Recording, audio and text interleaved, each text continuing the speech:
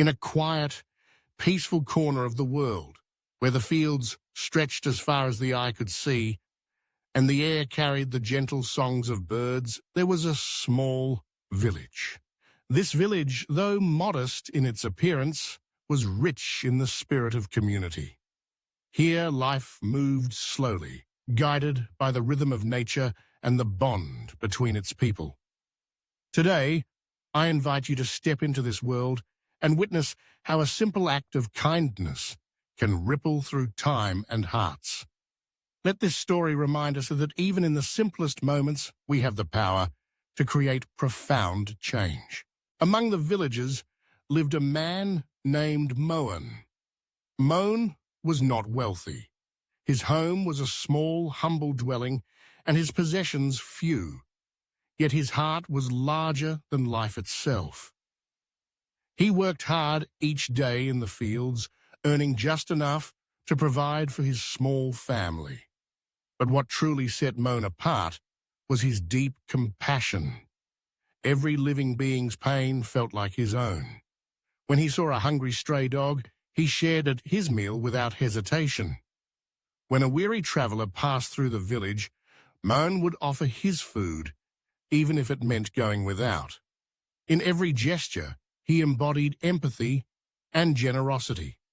His neighbors admired him, not for what he owned, but for who he was, a man who lived to serve others, expecting nothing in return. But even the purest heart faces challenges. Moan's wife, Sunita, loved him deeply, yet she worried constantly about their future. She watched as Moan gave away their scarce meals and sighed at their ever-empty kitchen. "Moan," she would say gently at first, "we have so little. How can you give what we need for ourselves?"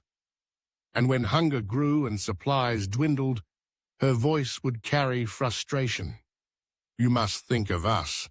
If you give everything away, what will be left for our children, for you?"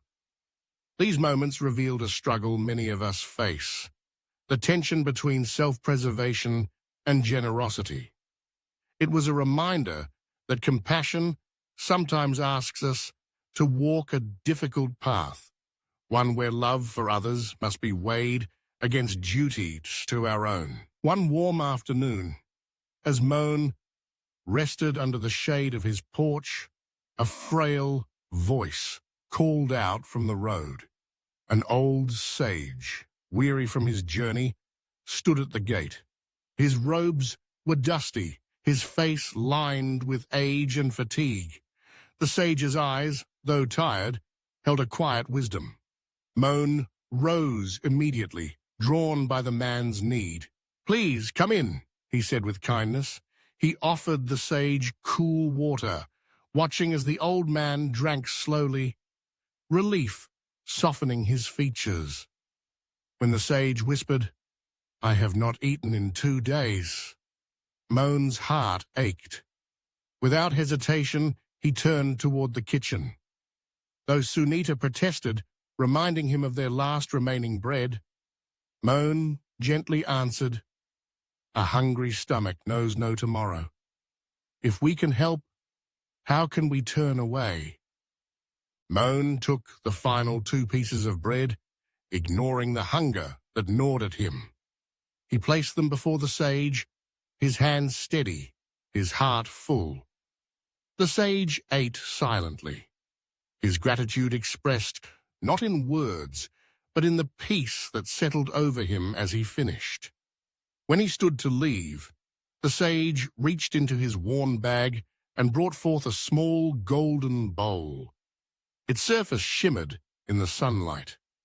He offered it to Moan, who stepped back in surprise. "Baba, I cannot take this," Moan said softly. But the sage insisted. "This bowl was given to me by a king, but I have no use for it. I have searched for someone worthy. Today, I found you." The sage's voice was gentle but firm. "Remember this, son. True Dharma is in the selfless deed. Keep helping, keep giving, and you will always be provided for. Let this bowl remind you that goodness is never unseen, never forgotten. And with that, the sage departed, leaving Moan holding the bowl, tears of joy filling his eyes. As Moan watched the sage disappear down the road, he felt a deep sense of peace. The golden bowl was not just a gift. It was a symbol, a reminder that our actions, no matter how small, have meaning beyond what we see. Moan promised himself that he would continue to live with kindness, never letting fear or doubt stop him from helping those in need. He knew that true wealth was not measured in gold or possession, but in the love we give and the lives we touch. And so, in that small village, the story of Moan spread. People spoke of his generosity, and many were inspired to follow his example. This story asks each of us, when faced with the choice, will we choose fear or compassion? Will we turn inward or reach out? Remember, every act of kindness is a seed planted in the garden of life. And though we may not see it grow right away, one day it will blossom, bringing beauty and hope to the world. Let us, like Moan, choose goodness, not for reward, but because it is right.